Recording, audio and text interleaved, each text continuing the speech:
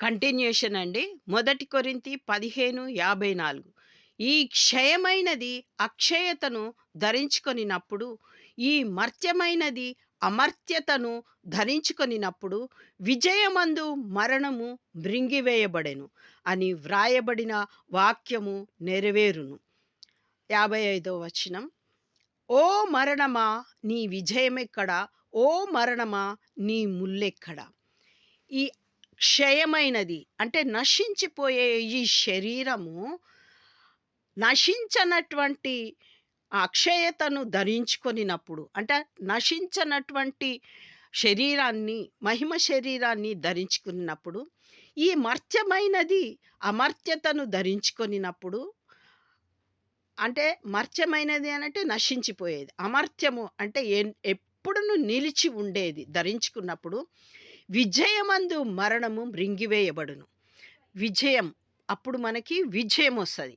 ఆ విజయంలో ఈ మరణం అనేది మృంగివేయబడుతుంది. అంటే మర్త్యమైనది అమర్త్యతను ధరించుకుంటుంది అన్నట్టు.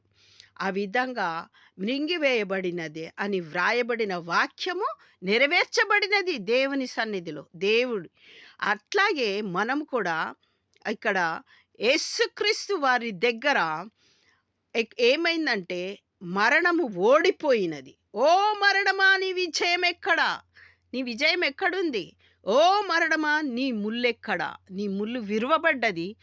నీ విజయము అందరినీ మరణింపచేసి నువ్వు విజయం పొందుతున్నా అనుకుంటున్నావేమో, కానీ తిరిగి లేచి నిన్ను, నీ విజయాన్ని అపజయముగా యేసుక్రీస్తు వారు మార్చివేసి జీవమును అనేకులకు అనుగ్రహించినాడు.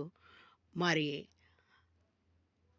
మృతులలో నుండి లేపబడిన యేసుక్రీస్తు వారమైనప్పుడు, ఆయన క్రీస్తు వచ్చినప్పుడు ఆయన వారు తిరిగి బ్రతికింపబడతారు.